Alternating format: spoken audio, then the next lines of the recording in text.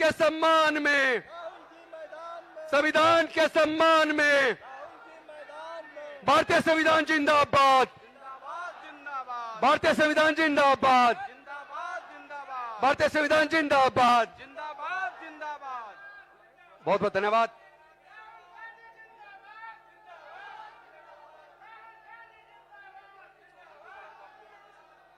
भाई कोई भी बीच में मंच पे ना जाए, जिनका नाम नहीं है प्लीज पीछे आ जाइए, मंच पे मत जाइए।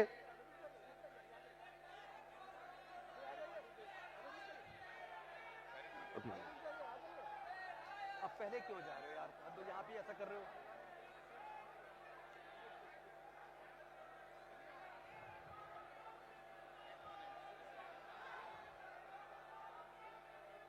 संविधान के सम्मान में, संविधान के सम्मान में, संविधान के सम्मान में न्याय योद्धा जननायक राहुल गांधी जिंदाबाद, न्याय योद्धा जननायक राहुल गांधी जिंदाबाद। मैं कमलेश सैनी जी से, मैं कमलेश सैनी जी से और मिथिलेश चौहान जी से निवेदन करूंगा, वो माता सावित्रीबाई फूले और राष्ट्रपिता ज्योतिबा फूले जी की पोर्ट्रेट देकर राहुल जी को सम्मानित करें। कमलेश सैनी जी, मिथिलेश चौहान जी।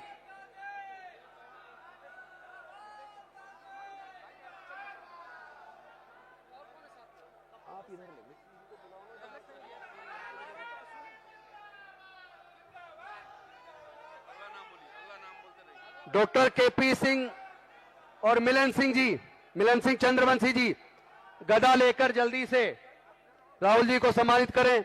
डॉक्टर केपी सिंह जी, मिलन सिंह चंद्रवंशी जी।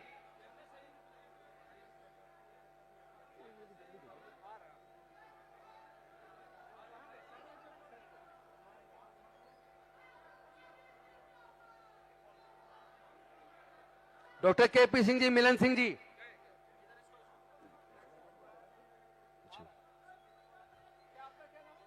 कन्हैयालाल चौहान, तरुण सिंह पिंटू, मुकुटधारी चौहान जी, बुद्धू नूनिया जी की पोर्ट्रेट के साथ।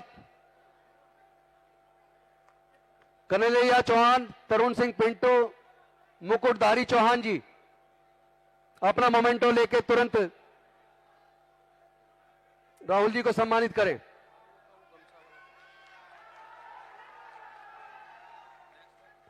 रवि कुमार गोल्डन जी, रवि गोल्डन कुमार जी,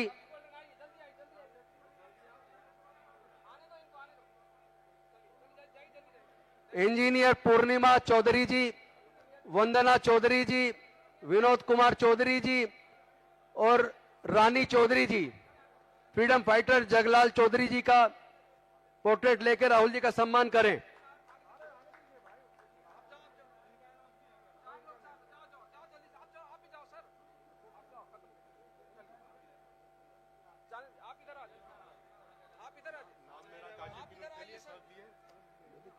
करेंगे ना, तो जाओ। पूनम यादव जी, पूनम यादव जी, जाइए। पूनम यादव जी राहुल जी को सम्मानित करें।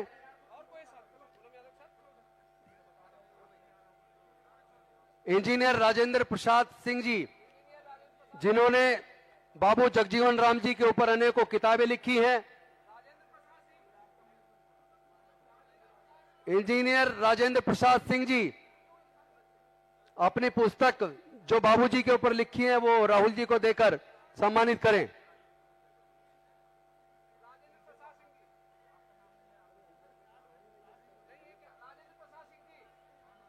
प्रोफेसर अखिलेश दयाल जी, उदय चंद्रवंशी जी, वो अपना मुकुट लेकर तुरंत राहुल जी को सम्मानित करें।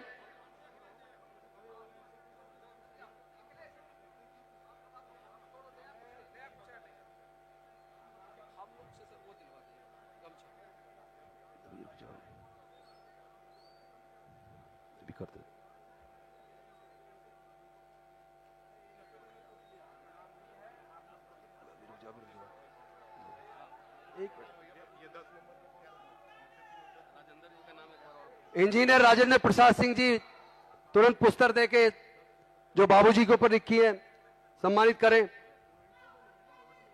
डॉक्टर अजय प्रकाश सरोज जी, अजीत भारती जी कॉन्स्टिट्यूशन की कॉपी लेकर, डॉक्टर अजय प्रकाश सरोज जी और अजीत भारती जी।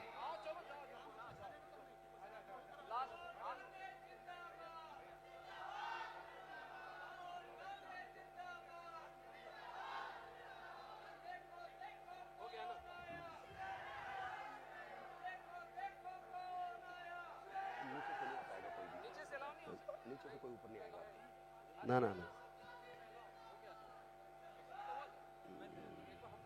हाँ जो एक एक आप चले जाओ सीधा ग्रीन रूम वालों को बुलाओ, जल्दी दे दे जाओ, लाओ मैं दे के आता हूँ, तुम भी दे ग्रीन रूम वाला।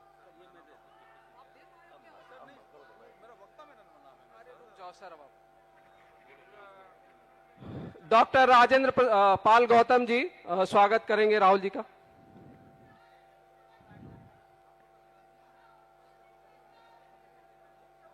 ठीक ठीक आप दो।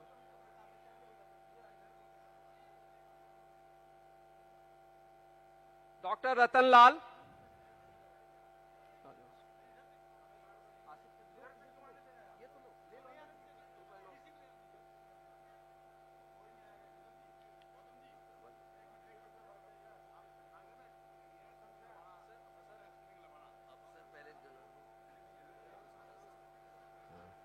सुधांशु, प्रोफेसर सुधांशु जी, कासिफ भाई, हेलो,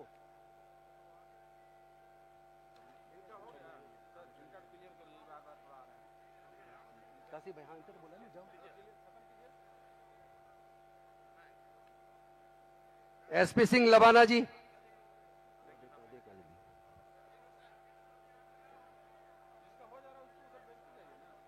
अमर आजाद जी, जल्दी देखो, जल्दी जाओ, अमर आजाद जी फटाफट देखो, जल्दी आओ।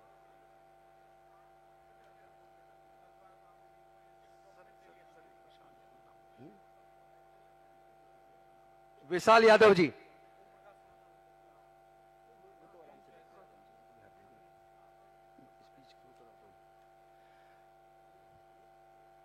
सम्मान का दौर खत्म हुआ और अब कुछ वक्ता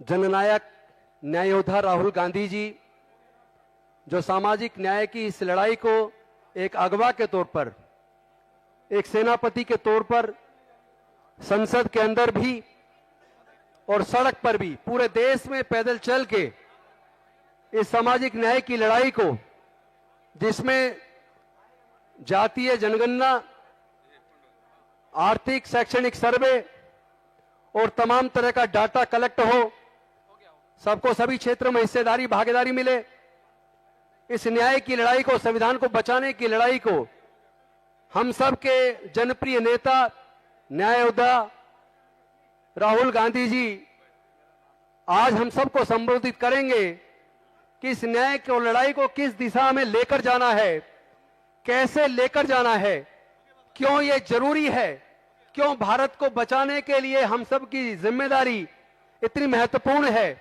इसके ऊपर हम और आपका सबका मार्गदर्शन करेंगे। लेकिन उससे पहले हमारे चंद साथी अपनी बात रखेंगे और मैं जिनका नाम पुकारूं वो लोग मंच पे आके बोलेंगे, लेकिन उसमें वो समय का, गरिमा का ध्यान रखें। प्रोफेसर रतन लाल जो दिल्ली यूनिवर्सिटी के हिंदू कॉलेज से हैं, मैं उनसे निवेदन करता हूं कि वो 3 मिनट के अंदर अनुशासन रखते हुए अपनी बात रखेंगे। प्रोफेसर रतन लाल जी। शुक्रिया, किसी औपचारिकता में नहीं जा रहा हूं। राहुल जी आजकल रिप्रेजेंटेशन की बात कर रहे हैं और रिप्रेजेंटेशन हर फील्ड में, इंडस्ट्री में, इंस्टीट्यूशन में, एवरीवेयर, इकोनॉमी में, संस्थान में, हर जगह बात कर रहे हैं। और ये बात जो कर रहे हैं ये उसी परंपरा को आगे बढ़ा रहे हैं जिसका सपना गांधी, नेहरू, अंबेडकर, इंदिरा जी, बाबू जगजीवन राम, राजीव गांधी, इवन यूपीए 1 में भी स्पेशल रिक्रूटमेंट ड्राइव चला था, यूपीए 1 में भी SC/ST के लिए ड्राइव चला था। उसी कारवा को आगे बढ़ा रहे हैं। और लेकिन मुझे कई बार थोड़ा सा परेशानी होती है कि हमारे समाज के लोग, जिनको मैं खास तौर से दलित समाज के लोग जिनके बारे में बात करता हूं, वो खाली पॉलिटिकल रिप्रेजेंटेशन पे फोकस करते हैं, इंस्टीट्यूशन पे बात नहीं करते हैं, इकोनॉमी पे बात नहीं करते हैं। तमाम और संस्थान हैं, जुडिशरी है, यूनिवर्सिटीज हैं, तमाम तरह के संस्थान हैं, वहां भी रिप्रेजेंटेशन की जरूरत है। आज राहुल जी के आने से पहले हमने एक बाबू जगजीवन नाम पे एक पैनल डिस्कशन किया था और इंजीनियर साहब ने अभी किताब भेंट की है। और पिछली बार जब दिल्ली में थे तो हमने कहा था कि इमरजेंसी को जो है ना, उसमें पीछे हटने की जरूरत नहीं, अग्रेसिव होकर बात करना है इमरजेंसी के ऊपर, क्योंकि इमरजेंसी वो दलितों के लिए गोल्डन एरा था। और उस समय इतने काम अफर्मेटिव एक्शन हुए। इंदिरा गांधी जी बन गई थी दलितों की अम्मा, और दलितों को लोग कहते थे सरकारी दामाद। और उस समय एक महत्वपूर्ण भूमिका, जो सबसे इंपॉर्टेंट पिलर, वो बाबू जगजीवन राम थे।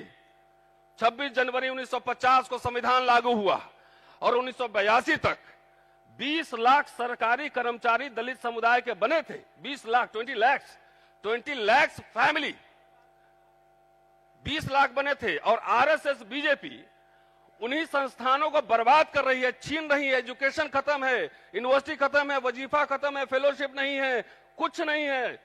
पंडित जवाहरलाल नेहरू ने, जब भारत गरीब देश था, तो उन्होंने मुफ्त शिक्षा दी, रोजगार दिया, पेंशन दिया।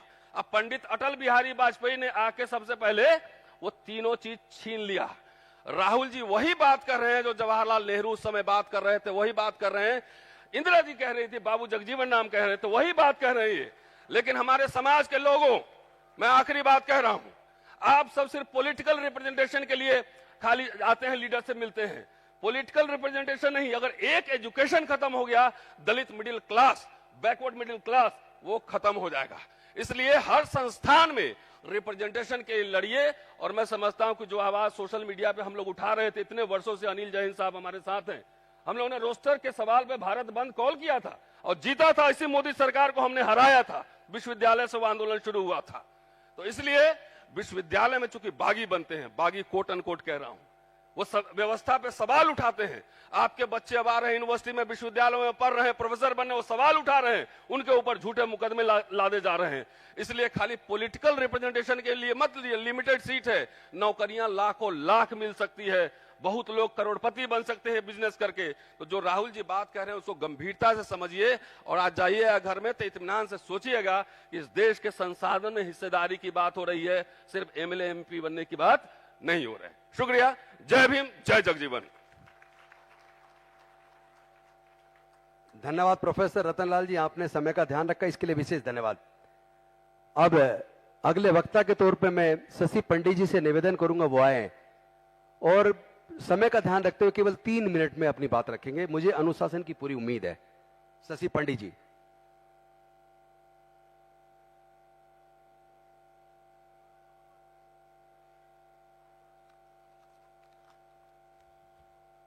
सर्वप्रथम न्याय योद्धा राहुल गांधी जी को जय भीम, जय बापू, जय कर्पूरी। उपस्थित मंच पे सभी गणमान्य को संजीव कुमार बिट्टू की तरफ से प्रणाम, नमस्कार।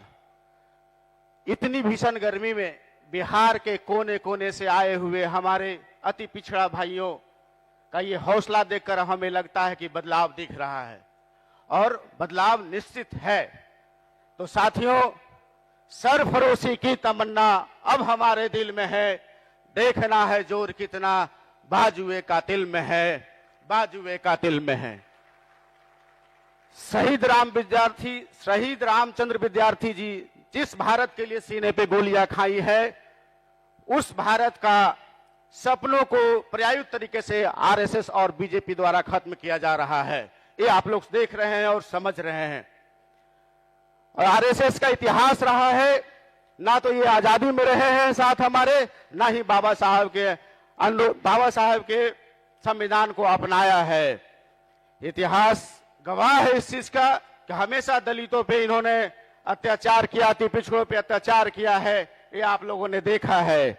अगर संविधान की बात करते हैं तो संविधान में हम लोग को अगर कहीं कद्र मिलता है तो फिर यही मिलेगा। और ये देखिए, हमारे राहुल गांधी जी संविधान की बात को लेकर पूरे समाज में, पूरे भारतवर्ष में घूम रहे हैं ताकि सभी को सामाजिक न्याय मिल सके।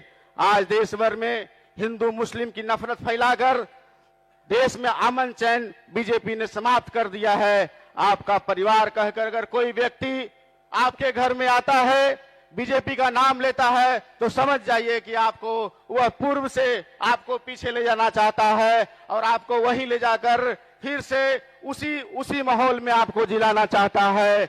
इससे आगे गुलामी में ले जाना चाहता है। वह संविधान बदलने वाले लोगों से मिला हुआ है। ऐसी पार्टी वाले लोगों को कभी हम वोट नहीं करेंगे। आज संकल्प लेना होगा, आज इस सभा से, आज इस मंच से संकल्प लेना होगा साथियों।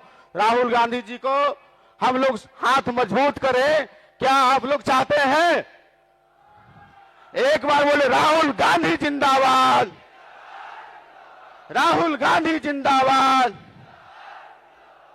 अंत में मैं ये कहना चाहूंगा, जननायक कर्पूरी बाबूजी अक्सर एक गीत गुनगुनाया करते थे, उठ जाग मुसाफिर भोर भयो, उठ जाग मुसाफिर भोर भयो, रैन कहां जो सोवत है, जो सोवत है, जो सोवत है, जो जागत है, जो पावत है। इन्हीं सब शब्दों से मैं अपनी बातों को समाप्त करता हूं। शहीद रामचंद्र विद्यार्थी अमर रहे। जय भीम, जय प्रजापति, जय कर्पूरी। धन्यवाद। बहुत बहुत धन्यवाद। अब मैं ओम प्रकाश महतो जी से निवेदन करूंगा वो आए और 3 मिनट के अंदर अनुशासित सिपाही की तरह अपनी बात रखें।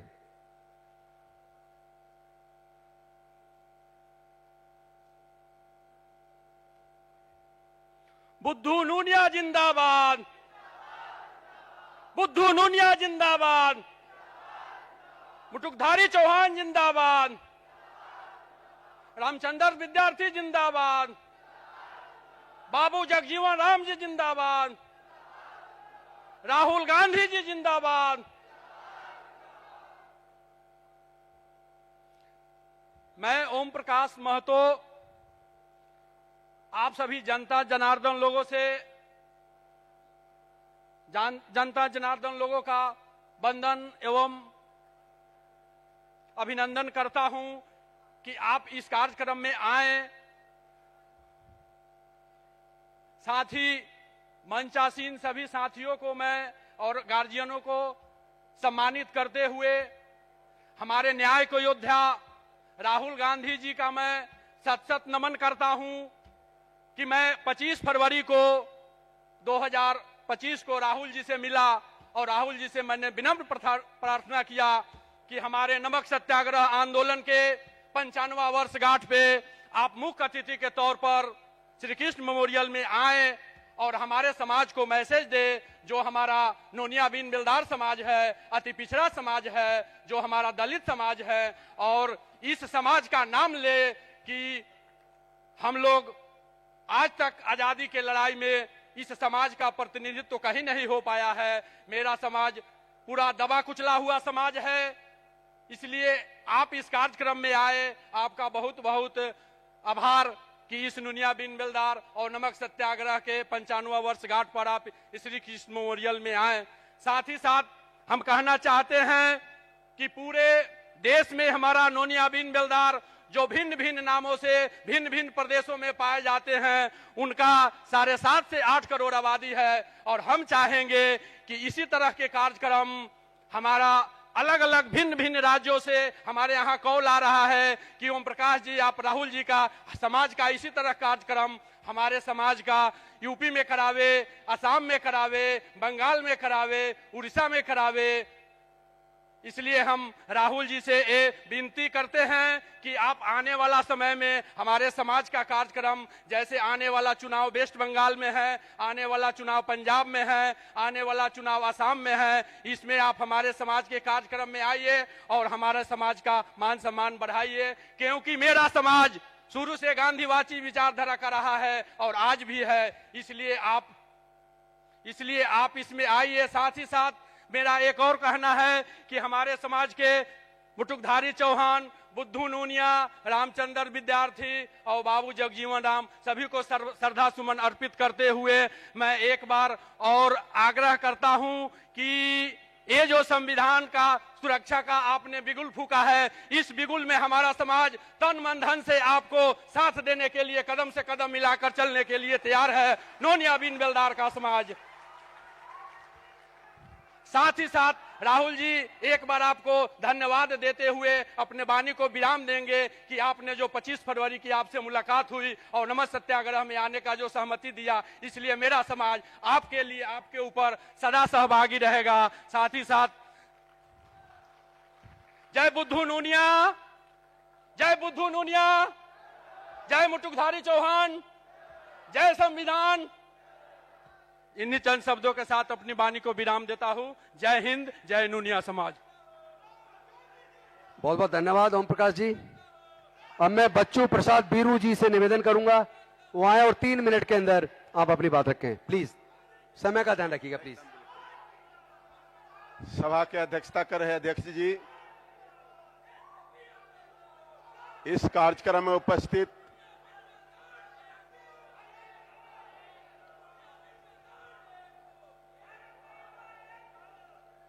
साथियों,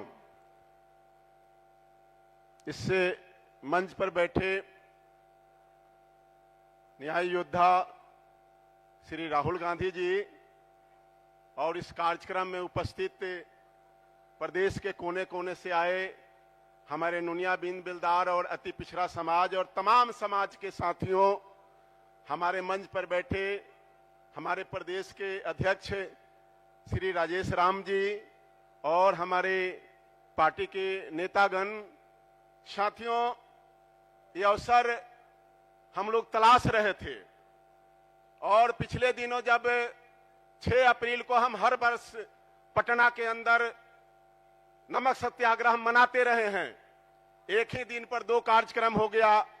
हमारा कार्यक्रम मिलर हाई स्कूल में तय हो गया और इस असमंजस में उस प्रोग्राम को कैंसिल करके 7 तारीख को बनाया गया इस कार्यक्रम में कि दोनों लोग मिलकर इस कार्यक्रम को करें। राहुल जी से मिलने के बाद हमने अपना आवेदन दिया कि हमारे कार्यक्रम में भी आप आएंगे। श्रीमान ने स्वीकृति दी और पहले भी हम श्रीमान से मिल चुके हैं। साथियों, बस सिर्फ इतना कहना चाहेंगे आपसे कि राहुल जी या राहुल जी की टीम या राहुल जी की पार्टी राहुल जी को प्रधानमंत्री बनाने के लिए नहीं लड़ रहे हैं लोग, देश में सरकार बनाने के लिए नहीं लड़ रहे हैं लोग। अगर लड़ा जा रहा है तो इस देश को बचाने के लिए राहुल जी की टीम और राहुल जी के लोग लड़ रहे हैं।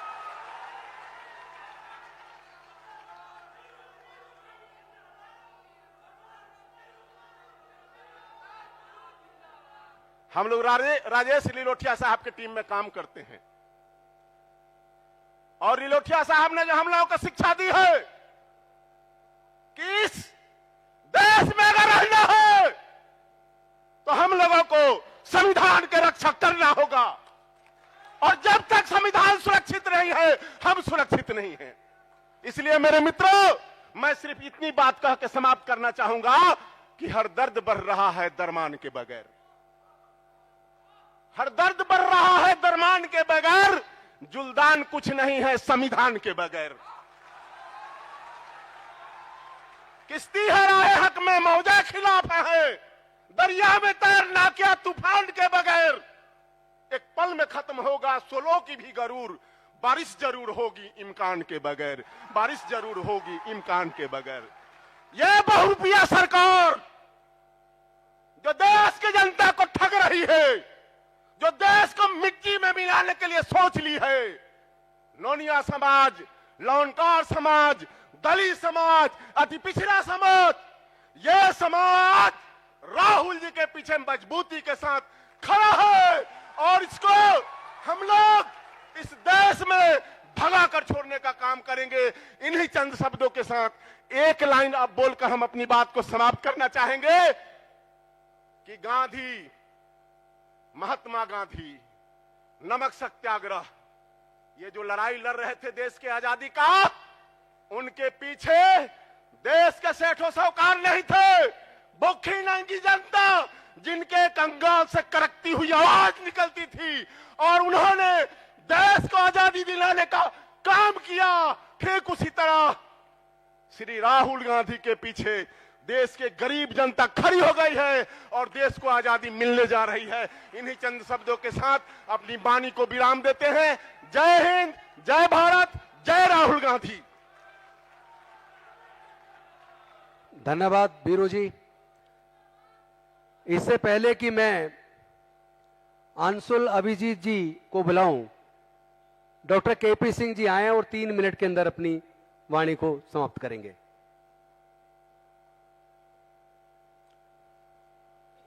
अमर शहीद विद्यार्थी जी, रामचंद्र विद्यार्थी, बुद्धू नोनिया और जितने भी हमारे देश के शहीद हैं सभी को कोटि कोटि नमन। और न्याय के लिए सारे देश में विचरण करने वाले, सुख सुविधा को त्याग करने वाले, हमारे साथ दलित, अति पिछड़ा और वंचित समाज के साथ खड़े होने वाले माननीय राहुल जी, दलित समाज के मसीहा राजेश राम जी एवं उपस्थित सभी सज्जनों को मेरा प्रणाम। महाशय, मैं एक ऑर्थोपेडिक सर्जन हूं और राजनीति से मेरा कोई वास्ता नहीं था, लेकिन ये वास्ता तब पड़ा जब बिहार में अन्याय हुआ। नीतीश की सरकार और एनडीए सरकार ने हमारे साथ अन्याय किया और जब अन्याय किया तो उनके साथ खड़ा होना मेरा धर्म था, उसके विरुद्ध खड़ा होना मेरा धर्म था।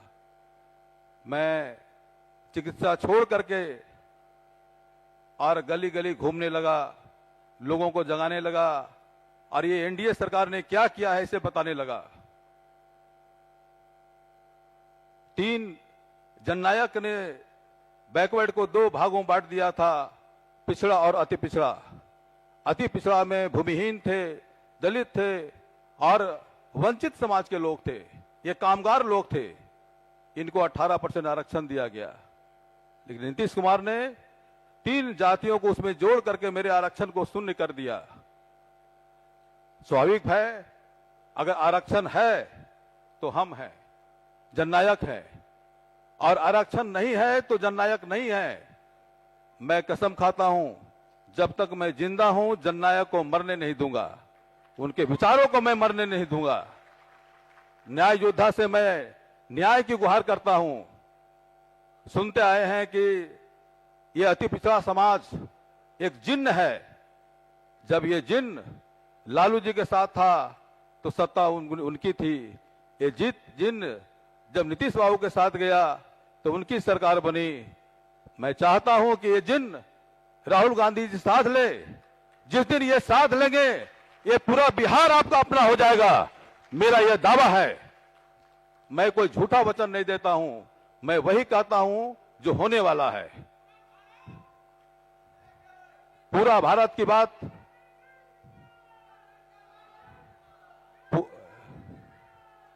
कृपया शांति बनाए रखें।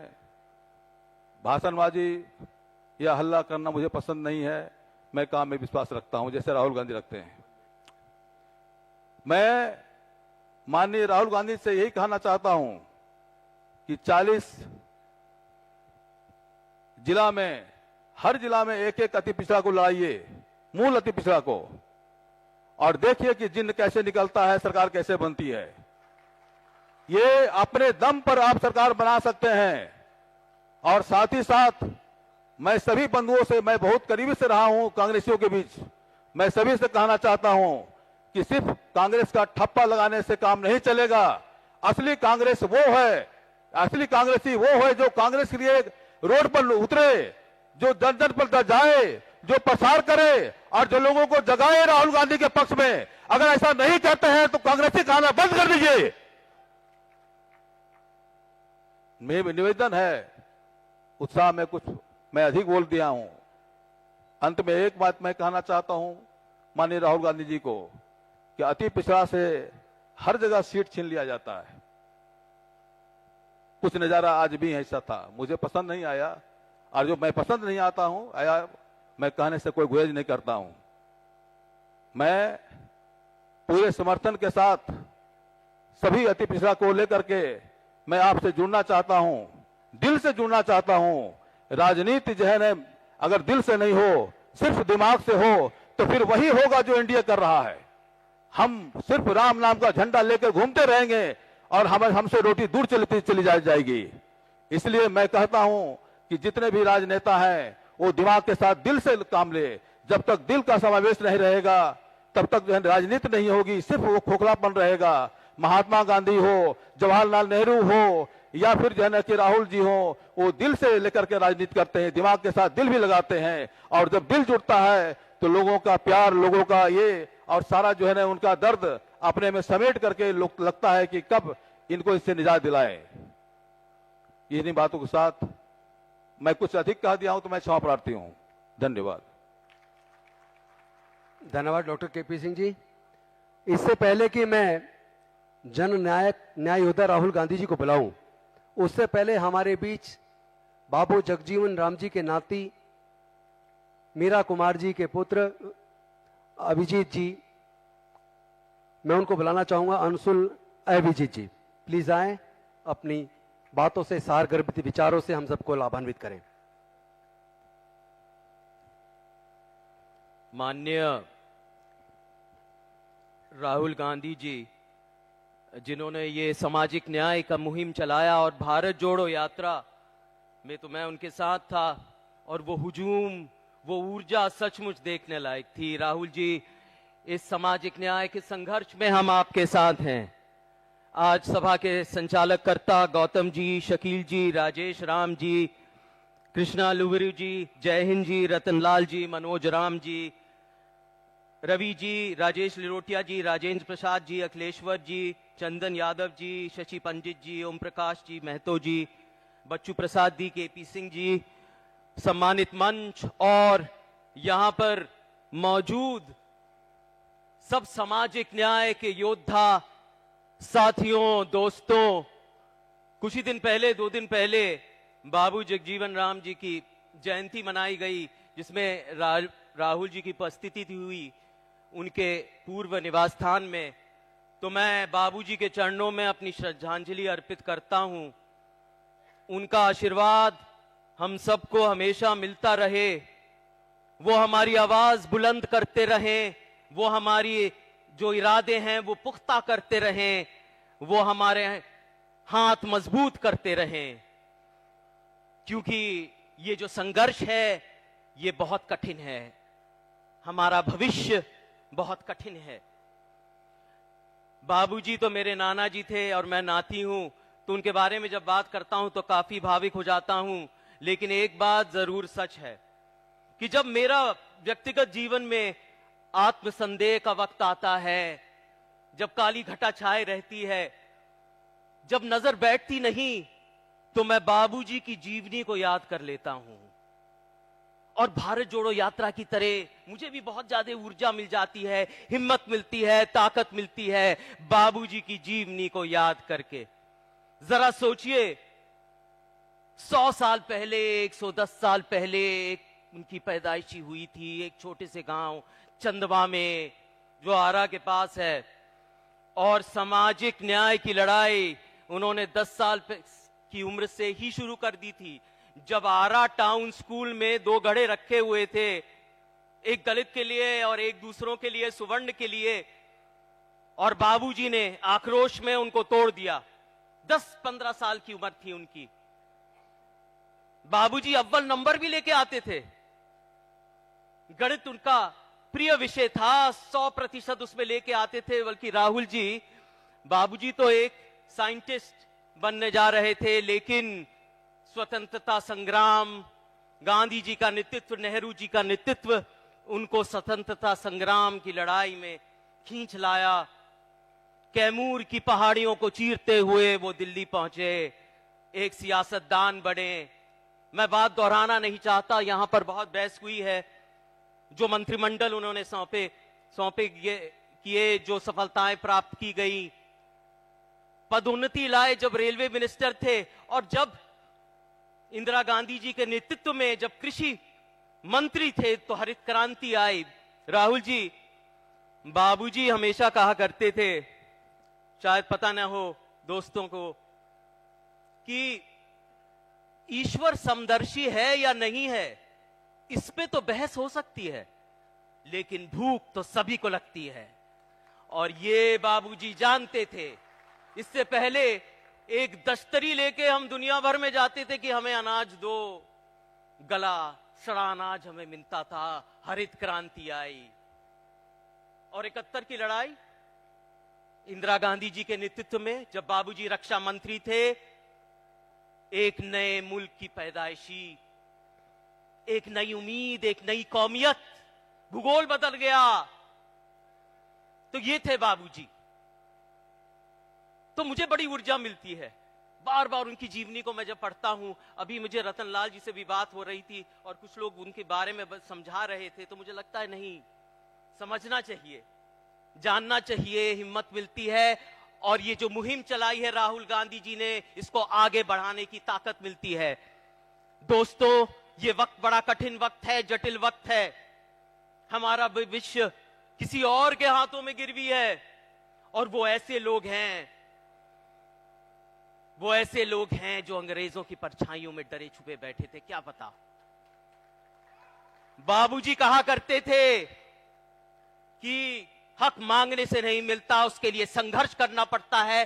तो हम मिलकर संघर्ष करेंगे।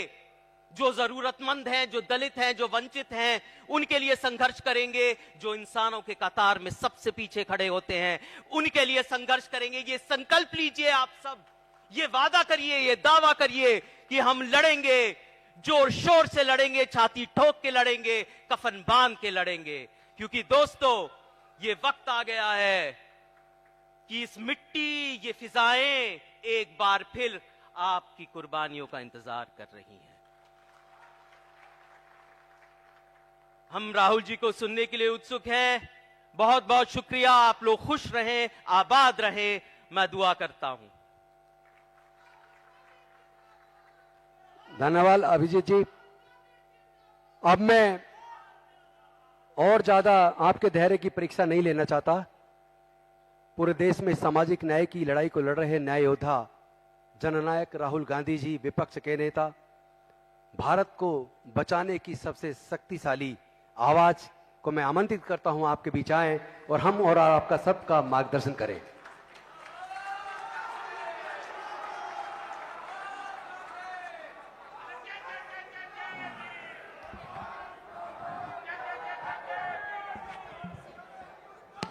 जय जय जय जय जय भीम, जय जय जय जय जय भीम।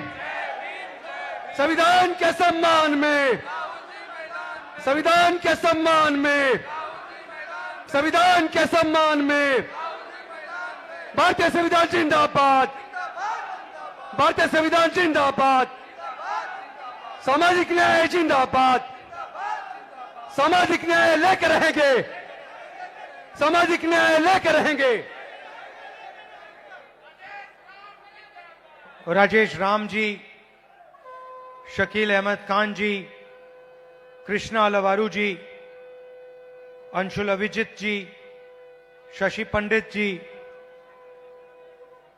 ओम प्रकाश महतो जी, बच्चू प्रसाद बीरू जी, doctor KP Singh ji, Mukhtar Ansari ji, doctor नसीब इकबाल कमाली जी, संजीव कुमार बिट्टू जी, ज्ञान रंजन जी, उषा जी, श्याम सुंदर ठाकुर जी, भागीरथ मांझी जी, अनिल जयहिंद जी। भाइयों और बहनों, आप सबका दिल से यहां बहुत बहुत स्वागत, नमस्कार।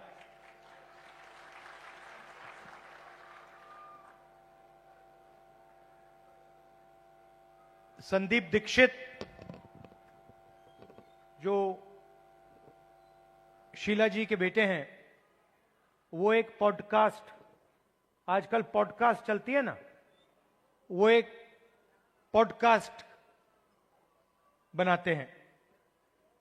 तो उन्होंने मुझसे कहा कि मैं उनके पॉडकास्ट पे जाऊं। बातचीत होती है, वीडियोग्राफी होती है, फिर उसको मतलब YouTube पे डाला जाता है। तो मैं गया और उन्होंने मुझसे सवाल पूछा कि आपके परदादा नेहरू जी क्या थे? प्रधानमंत्री थे, नेता थे, स्वतंत्रता के लिए लड़े थे। आपके मुताबिक आपके परदादा क्या थे और आप उनसे क्या सीखे? कमरे में नेहरू जी की फोटो थी,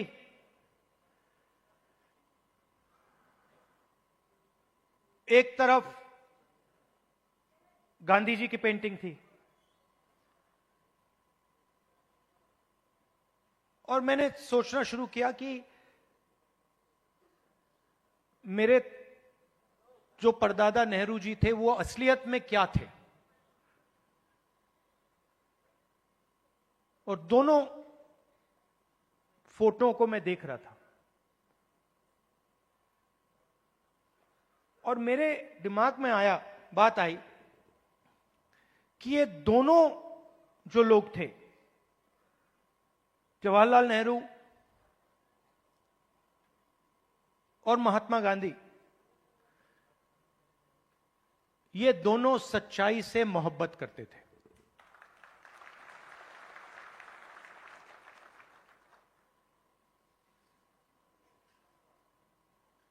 और अगली लाइन में मैंने बोला, सिर्फ नेहरू जी नहीं, सिर्फ महात्मा गांधी जी नहीं, उसमें आप एक लंबी लिस्ट लगा सकते हो। उसमें आप अंबेडकर जी को जोड़ सकते हो, उसमें आप, ये लाइए जरा फोटो, उसमें आप इनको भी जोड़ सकते हो। और ये फोटो अभी मैंने देखी थी, मुझे बहुत अच्छी लगी। क्यों अच्छी लगी बताइए?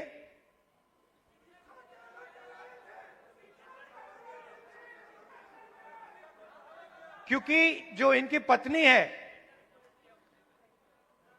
और इनके बीच में समानता है, रिस्पेक्ट है।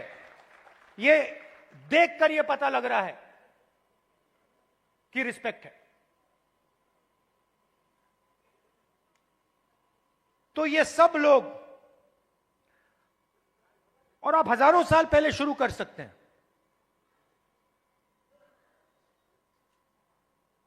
बुद्ध भगवान सच्चाई से मोहब्बत करते थे, सच्चाई से दूर नहीं जा सकते थे।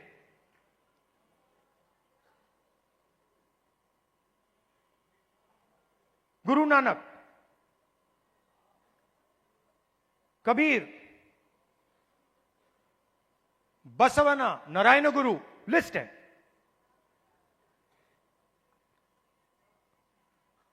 तो लोग मुझे कहते हैं कि ये संविधान 1947 में लिखा गया था, और मैं उनसे कहता हूं नहीं, ये संविधान हजारों साल पुराना है।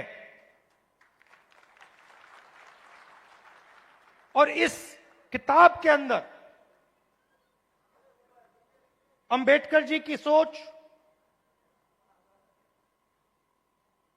फूले जी की सोच, गांधी जी, नेहरू जी, गुरु नानक जी, कबीर, जिन लोगों को हिंदुस्तान मानता है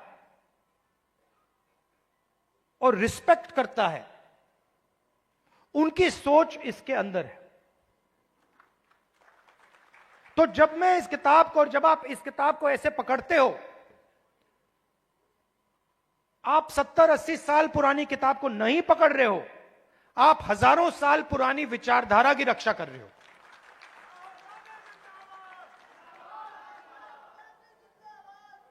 और अगर हम सच्चाई की बात करें तो क्या इसमें सावरकर जी की विचारधारा है? हो ही नहीं सकती, क्योंकि वो सच्चाई का सामना नहीं कर पाए। अब ये बात किसी को अच्छी लगे ना लगे, ये सच्चाई है, तो मुझे ये बोलनी ही पड़ेगी। तो कॉन्स्टिट्यूशन हिंदुस्तान की सच्चाई का रक्षक है, और जो हजारों सालों का जो विजडम है, जो हिंदुस्तान के लीडर्स ने, बड़े बड़े महापुरुषों ने इस देश की जनता से सीखा, वो इसके अंदर है।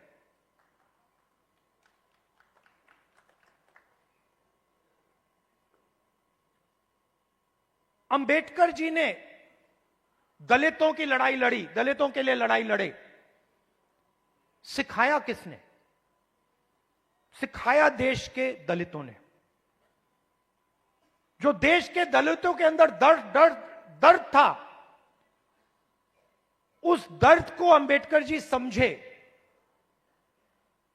उस दुख को अंबेडकर जी समझे, उस सच्चाई को अंबेडकर जी समझे, और उस सच्चाई के लिए अंबेडकर जी लड़े।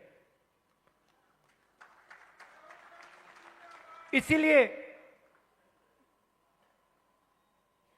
महात्मा गांधी की autobiography my experiments with truth, Mahatma Gandhi की autobiography my experiment with lies नहीं थी, जो शायद मोदी जी लिख पाएंगे। तो सच्चाई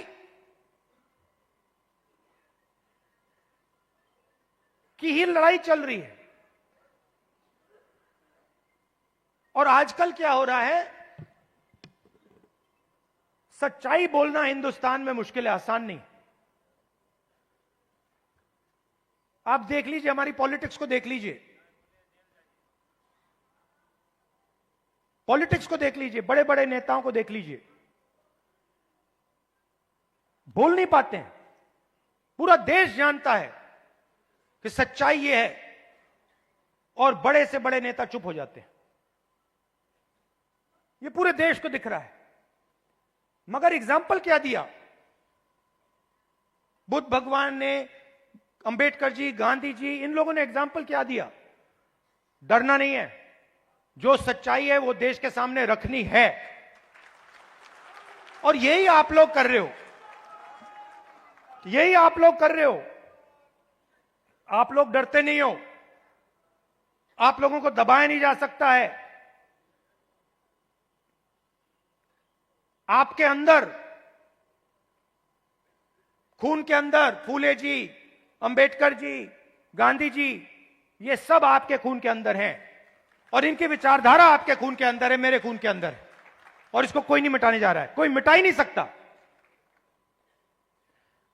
मैं आपको आज दो तीन चीजें कहना चाहता हूं, मगर मेरी माइंड में एक सवाल है। तो सबसे पहले मैं आपसे सवाल पूछना चाहता हूं, देखना चाहता हूं,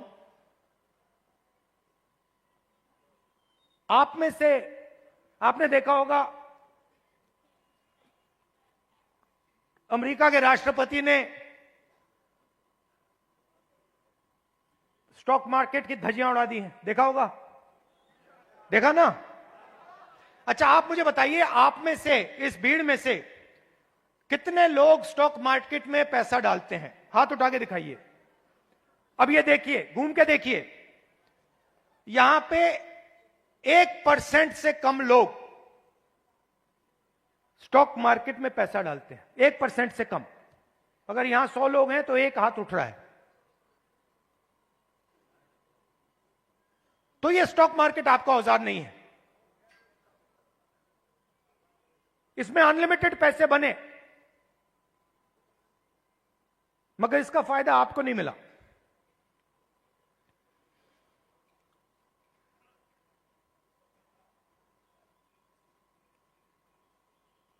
सीधी बात करूं, सीधा बोलूं, ठोक के।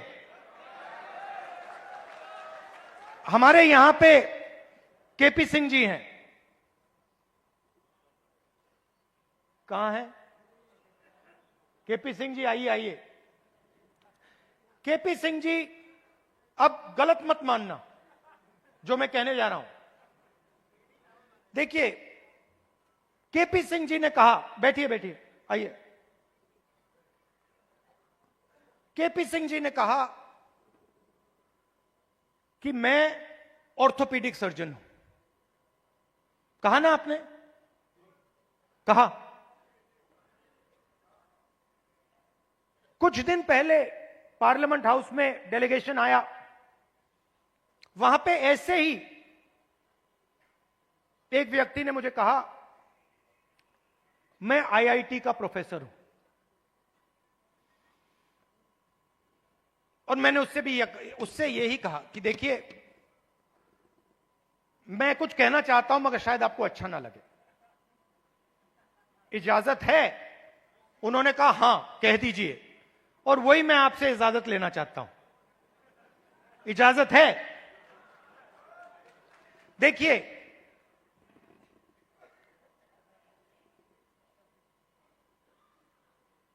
आप में ऑर्थोपीडिक सर्जन की स्किल है, ऑर्थोपीडिक सर्जन की नॉलेज है,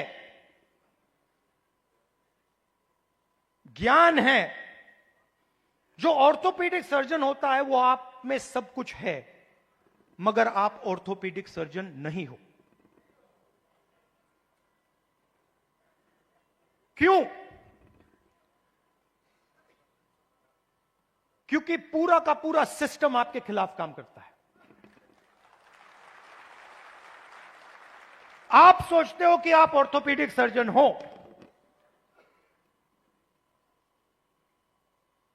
मगर आप अस्पताल को कभी नहीं चला पाओगे। आपको चलाने नहीं दिया जाएगा, कभी नहीं चलाने दिया जाएगा। और अगर आप में क्षमता चलाने की हो तो आपको फाइनेंस नहीं मिलेगा, पैसा नहीं मिलेगा, बैंक लोन नहीं मिलेगा। और अगर आपने बैंक लोन ले लिया और आपने अस्पताल भी शुरू कर दिया, तब ब्यूरोक्रेसी आपको रोकने की कोशिश करेगी। तो आपके मन में लग रहा है आपको कि मैं ऑर्थोपीडिक सर्जन हूं, मगर ऑर्थोपीडिक सर्जन के सच्चे औजार आपके हाथ में नहीं है, आपके खिलाफ काम कर रहे हैं।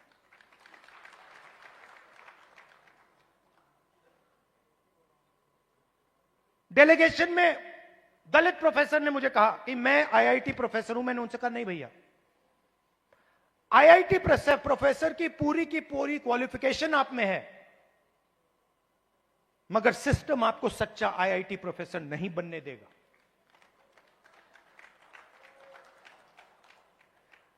और यह सच्चाई आस्ते आस्ते आस्ते आस्ते मुझे बहुत गहराई से समझ आ गई है। इस देश में अगर आप दलित हो, पिछड़े वर्ग के हो, आदिवासी हो, माइनॉरिटी हो, और उसमें मैं महिला भी जोड़ सकता हूं,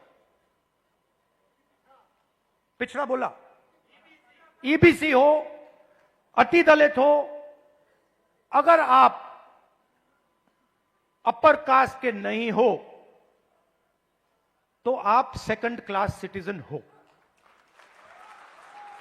और मैं ये ऐसे नहीं बोल रहा हूं, मैं सोच समझ के बोल रहा हूं, मैं पढ़ लिख के बोल रहा हूं, और मैं सिस्टम को बहुत गहराई से देखने के बाद बोल रहा हूं। मैं आपको 2-3 उदाहरण देना चाहता हूं। तेलंगाना में हमने कास्ट सेंसस किया, और बात अब तेलंगाना में कास्ट सेंसस से बहुत आगे निकल गई है।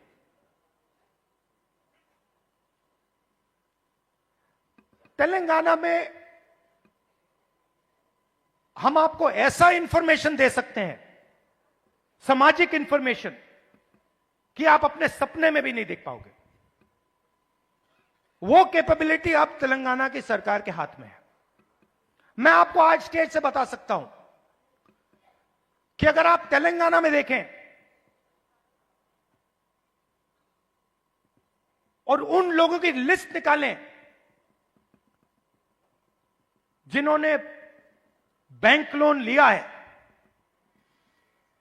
सरकारी बैंक लोन, सरकारी बैंक से लोन या प्राइवेट बैंक से लोन, उस लिस्ट में आपको ना एक ओबीसी मिलेगा, ना एक ईबीसी मिलेगा, ना एक दलित मिलेगा, ना एक आदिवासी मिलेगा। तेलंगाना की सबसे बड़ी कंपनियों की आप लिस्ट निकालिए, उनके मालिकों की लिस्ट निकालिए, उनकी सीईओज की लिस्ट निकालिए। यह सब हम तेलंगाना में अब कर सकते हैं। उनकी मैनेजमेंट टीम की लिस्ट निकालिए, आप हैरान हो जाओगे। मैनेजमेंट में, सीईओ की लिस्ट में, मालिकों की लिस्ट में आपको ईबीसी, ओबीसी, दलित, अति दलित, आदिवासी कहीं नहीं मिलेंगे, है ही नहीं। मैं आपसे नहीं कह रहा हूं कि 5% हैं, मैं आपसे नहीं कह रहा हूं कि 5% हैं, जीरो है, जीरो है ही नहीं। और आप दूसरे तरफ मजदूरों की लिस्ट निकालो, जो 21वीं सदी के नए मजदूर बने, गिग वर्कर्स, जो उबर चलाते हैं, जो 21वीं सदी की मजदूरी करते हैं, उनकी लिस्ट निकालो। 90% से ज्यादा, 95% दलित, पिछड़ा वर्ग, ईबीसी, आदिवासी, डोमेस्टिक सर्वेंट्स की लिस्ट निकालो। दलित, ओबीसी, ईबीसी, आदिवासी, अति दलित।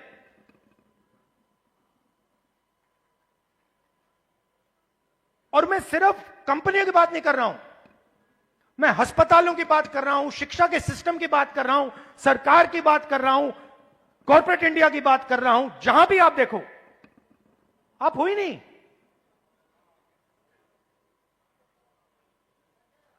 और तेलंगाना में अब वो पूरा का पूरा डेटा हमारे हाथ में है, जो नरेंद्र मोदी जी आपके हाथ नहीं डालना चाहता है। इसीलिए आपने देखा कि जैसे ही हमें वो डेटा दिखा, हमने रिजर्वेशन को बढ़ा दिया।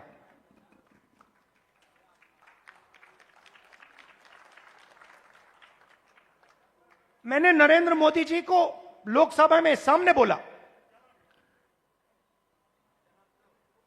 ये जो फेक दीवार बना रखी है 50% रिजर्वेशन की, इसको अगर आप नहीं तोड़ोगे तो हम इसको तोड़ के गिरा के फेंक देंगे। और दूसरी बात, इस देश के दलितों को, पिछड़ों को, ईबीसी, ओबीसी, अति दलित, आदिवासी, गरीब जनरल कास्ट के लोगों को पता लगना चाहिए कि इस देश की सच्चाई क्या है।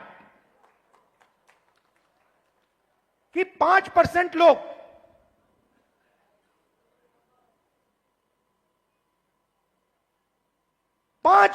लोग इस पूरे के पूरे देश को चला रहे हैं।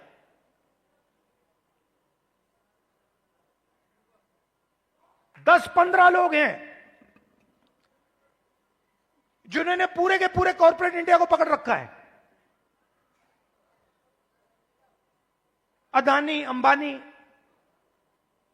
10 नाम है। और आपका लाखों करोड़ रुपया सीधा आपके जेब में से उनके जेब में ट्रांसफर होता है। जीएसटी आप देते हो, कर्जा माफ उनका होता है। जीएसटी आप देते हो और ठग से कर्जा माफ उनका होता है।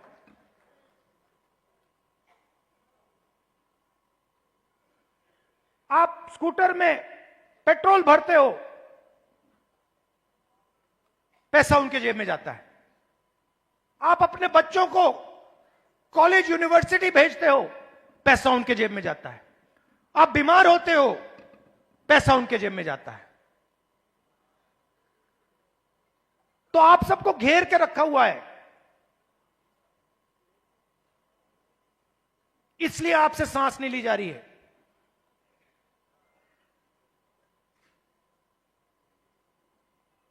क्योंकि पूरे सिस्टम ने आपको घेर के रखा हुआ है, और उसमें गरीब जनरल कास्ट भी हैं,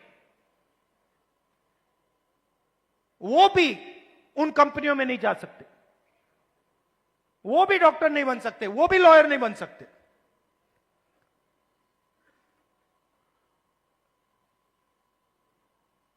मैं छोटा सा उदाहरण देता हूं आपको। सुल्तानपुर में मैं गया, वहां पे चेतराम मोची जी हैं। पता नहीं आपने वीडियो देखा नहीं देखा? देखा था? तो मेरी दोस्ती हो गई उनसे। मैंने गाड़ी रोक दी, मैं वहां जाके बैठ गया। मैं आपको बताना चाह रहा हूं कैसे फंसाया गया है, किस प्रकार से फंसा के रखा हुआ है। मैं गया, 40 मिनट में उनके साथ बैठा। मैंने देखा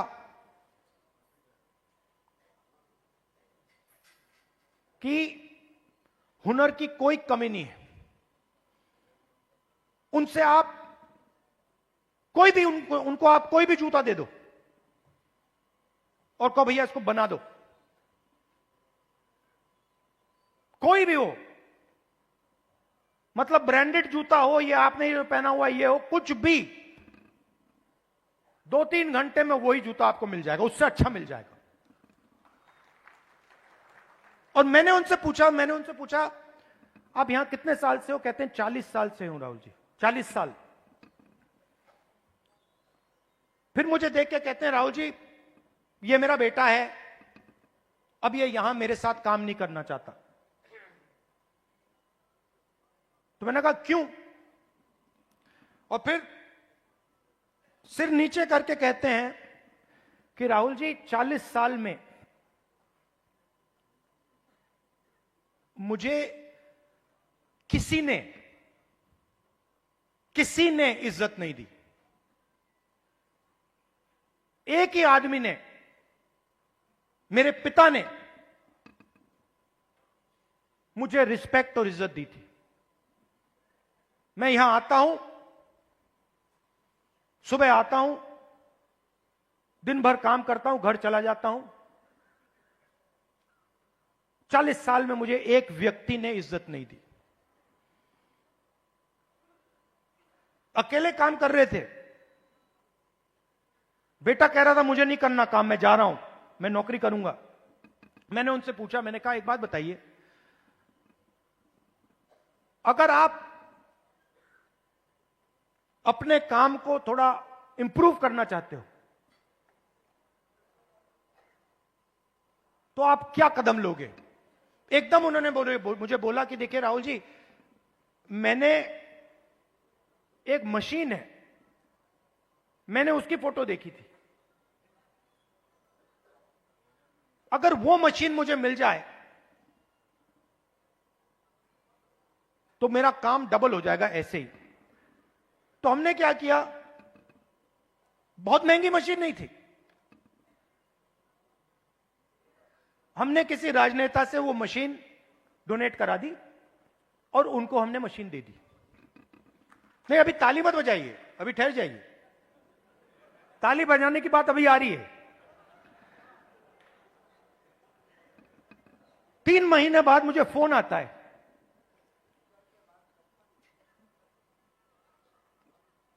चेतराम मोची जी कहते हैं राहुल जी मैं बड़ा खुश हूं। मैंने कहा क्यों? कहते हैं राहुल जी मेरी अब 2 दुकानें हैं, 10 लोग मेरे लिए काम करते हैं।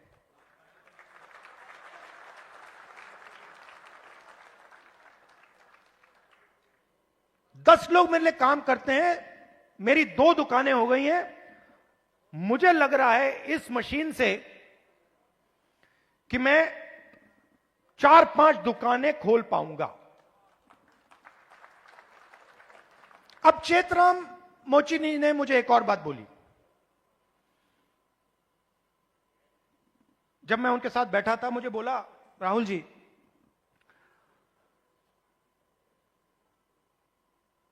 यूपी सरकार ने मुझे एक बार ट्रेनिंग पे बुलाया।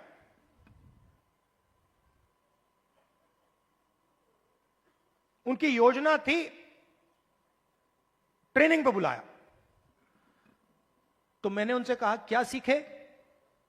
कहते राहुल जी मैं वहां गया, ट्रेनर से ज्यादा तो मुझे मालूम था। वो ट्रेनर को मतलब वो तो ट्रेनर मोचे ही नहीं था, उसको तो कुछ मालूम ही नहीं था।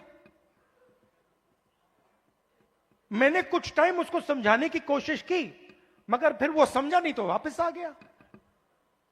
अब आप देखिए, हुनर किसके हाथ में है? चेतराम जी के हाथ में। ट्रेनिंग कौन दे रहा है?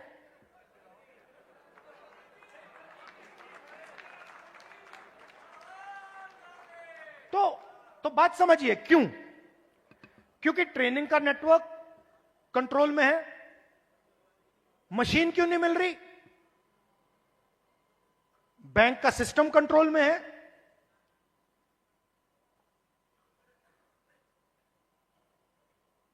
ट्रेनिंग क्यों नहीं हो रही? क्योंकि चेतराम जी ट्रेनिंग के सिस्टम में ही नहीं है। जिसके पास हुनर है, जिसके पास ज्ञान है, वो ट्रेनिंग करा ही नहीं रहा है। तो मैंने क्या किया? इससे मैंने क्या सीखा? मैंने तेलंगाना के चीफ मिनिस्टर को चिट्ठी लिखी और मैंने उनको सुझाव दिया। मैंने कहा कि देखिए, ये पता लगाइए ये आप कर सकते हैं या नहीं। आईटीआई के सिस्टम में क्या होता है? ट्रेनिंग होती है, बढ़ई की ट्रेनिंग होती है,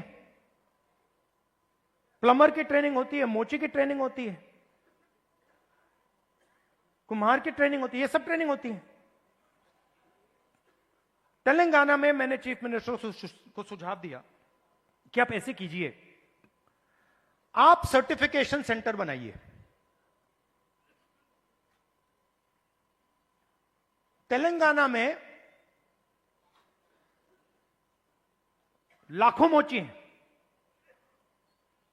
नेटवर्क है मोची का, उस नेटवर्क के अंदर हुनर है, कैपेबिलिटी है। मैंने चीफ मिनिस्टर से कहा कि ट्रेनिंग इनसे करवाइए। तो हजारों मोची, जो गुरु शिष्य की परंपरा है हिंदुस्तान में, हजारों मोची ट्रेनिंग कराएंगे। सर्टिफिकेशन सरकार करेगी, और जब एक मोची ट्रेनिंग करेगा और उसका शिष्य सर्टिफिकेशन पाएगा, तो मोची के बैंक अकाउंट में सीधा सरकार पैसा डालेगी। तो मेरा कहना है, सवाल पूछता हूं आपसे, बढ़इयों के लिए हिंदुस्तान में बैंक क्यों नहीं है? मोचियों के लिए हिंदुस्तान में बैंक क्यों नहीं है? बढ़इयों का अपना ट्रेनिंग सेंटर क्यों नहीं है? हुनर तो उनके पास है। तो जाति जनगणना जो हमने तेलंगाना में किया है, वो विकास के सिस्टम को ही बदलने जा रहा है। क्योंकि हम 21वीं सदी में जी रहे हैं।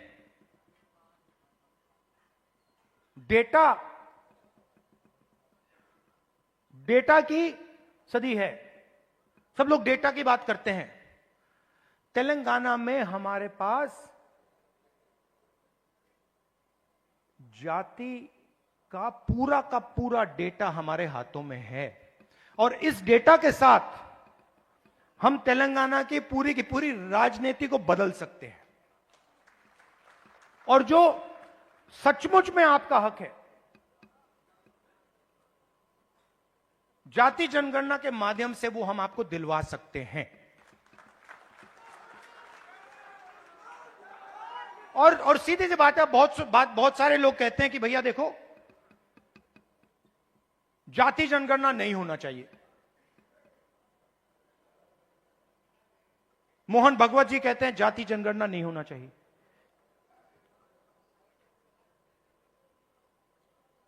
अगर आपको चोट लगती है,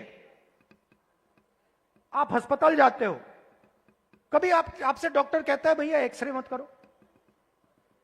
एक्सरे से कोई नुकसान थोड़ी होता है, एक्सरे से सच्चाई पता लगती है। वही हम कर रहे हैं, एक प्रकार से हम सामाजिक एक्सरे कर रहे हैं कि भैया सच्चाई क्या है, किसके पास कितना धन है, कौन कहां बैठा है, ब्यूरोक्रेसी में कितने लोग हैं, गरीब लोग कितने घुस पा रहे हैं, कौन सी जात के लोग कहां घुस रहे हैं, कहां जा रहे हैं, किन लोगों को कैसे रोका जा रहा है, ये सब जाति जनगणना से मिल जाएगा। तो ये एक क्रांतिकारी कदम है,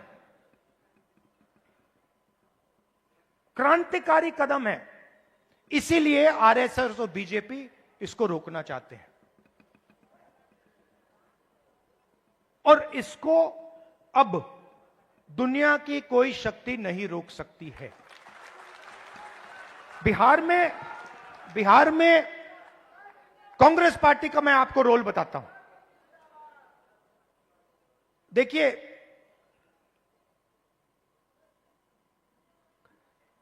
कांग्रेस पार्टी की जिम्मेदारी, गठबंधन की जिम्मेदारी, जो गरीब लोग हैं, जो कमजोर लोग हैं, ईबीसी, ओबीसी, दलित, महादलित, गरीब जनरल कास्ट के लोग, इन सब को जोड़कर, इन सबको जगह देकर, इज्जत देकर, रिस्पेक्ट देकर आगे बढ़ने का काम कांग्रेस पार्टी का। और मैं आपसे पहला व्यक्ति हूंगा जो आपसे कहेगा कि कांग्रेस पार्टी ने जो पहले काम करना चाहिए था, जिस गति से काम करना चाहिए था, जिस मजबूती से बिहार में काम करना चाहिए था, वो हमने नहीं किया। और हम अपनी गलती से समझे हैं और अब हम बिना रुके पूरी शक्ति के साथ जो बिहार के कमजोर लोग हैं, बिहार के गरीब लोग हैं, छोटी जात, छोटी अलग अलग जो ओबीसी, ईबीसी, दलित, महादलित के लोग हैं, उन सब को हम लेकर एक साथ हम आगे बढ़ेंगे। कुछ दिन पहले हमने अपने डिस्ट्रिक्ट प्रेसिडेंट्स चुने और मैं ये नहीं कहूंगा कि ये बहुत बड़ा कदम है, मगर ये एक जरूरी कदम है। पहले हमारे डिस्ट्रिक्ट प्रेसिडेंट्स की लिस्ट में 2/3 अपर कास्ट के लोग थे। अब हमारी नई डिस्ट्रिक्ट प्रेसिडेंट्स की लिस्ट में 2/3 ईबीसी, ओबीसी, दलित, पिछड़ा वर्ग, माइनॉरिटी के हैं। और अगर आप हमारे वर्किंग प्रेसिडेंट्स को देखें तो यह बात और भी गहराई से हुई है। मैंने और खारगे जी ने बिहार की टीम को साफ बता दिया है कि आपका काम बिहार के गरीब जनता की रिप्रेजेंटेशन का काम है। आपका काम दलितों, ईबीसी, ओबीसी, गरीब जनरल कास्ट, महिलाओं को जगह देने का काम है और आपको यह काम बिना झिझके, बिना डरे यह काम पूरा करना है। हम राजनीति में आपके लिए दरवाजा खोलना चाहते हैं। आपके युवाओं को हम राजनीति में लाकर, आपको हम राजनीति में लाकर बिहार का चेहरा बदलना चाहते हैं।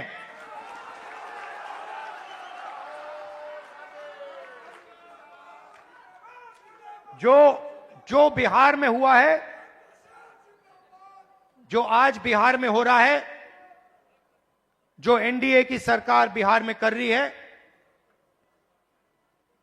चुने हुए अरबपतियों की राजनीति चल रही है, अदानी अंबानी की राजनीति चल रही है, उससे हम लड़ रहे हैं और उसको हम हराने जा रहे हैं। और हम जानते हैं कि इस देश को बिहार की जनता डायरेक्शन देती है। जब भी राजनीतिक बदलाव आता है, अंग्रेजों के खिलाफ राजनीतिक बदलाव आया, बिहार की जनता ने यह बदलाव लाने का काम किया था। और हम समझते हैं कि बिहार की जनता फिर से यह काम करना चाह रही है और यह काम करेगी। और हम आपके साथ मिलकर, शामिल होकर यह काम करना चाहते हैं। सबसे जरूरी लक्ष्य कॉन्स्टिट्यूशन की रक्षा करना है। हमारी जो पुरानी विचारधारा है, बिल्कुल मतलब ऐसे, और जो इसके सामने आएगा, आपने देखा होगा पहले नरेंद्र मोदी, उनकी पार्टी कह रहे थे 400 पार, देखा आपने 400 पार। उसके बाद कांग्रेस पार्टी, इंडिया गठबंधन सामने खड़ा हुआ और फिर मोदी जी जब पार्लियामेंट आई, यूं किए कि मैं बदलूंगा नहीं इसको। तो कॉन्स्टिट्यूशन ने और आपने कॉन्स्टिट्यूशन को बचाने का काम किया। इसके लिए मैं आपको दिल से धन्यवाद करता हूं। और जहां भी देखिए, और जहां भी मेरी जरूरत होगी, बिहार के कोने कोने में, हिंदुस्तान के कोने कोने में आप मुझे बुलाओ, मैं हाजिर हो जाऊंगा। आपकी लड़ाई मेरी लड़ाई है।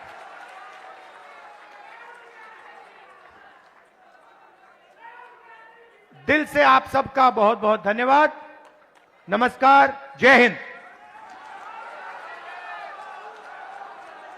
जिंदाबाद, भारतीय संविधान जिंदाबाद, भारतीय संविधान जिंदाबाद, खड़े होकर भारतीय संविधान जिंदाबाद, कीजिए, खड़े होकर के सब लोग न्याय योद्धा राहुल गांधी जिंदाबाद, न्याय योद्धा राहुल गांधी जिंदाबाद। जय जय जय जय जय भीम, जय जय जय जय जय भीम, जय जय जय जय जय भीम। बहुत बहुत धन्यवाद आप सभी का। आप सभी संविधान सुरक्षा सम्मेलन में आए। अब संविधान के ऊपर किसी प्रकार की आंच हम और आप मिलकर नहीं आने देंगे और समाज की ये सामाजिक न्याय की लड़ाई आगे बढ़ेगी। आप सबका शांतिपूर्वक तरीके से बैठकर इस आने वाली हमारी लड़ाई किस दिशा में जाएगी सुनने के लिए और आगे की लड़ाई के लिए तैयार होने के लिए बहुत बहुत धन्यवाद, शुक्रिया। जय हिंद, जय भीम, जय भारत, जय संविधान, जोहार।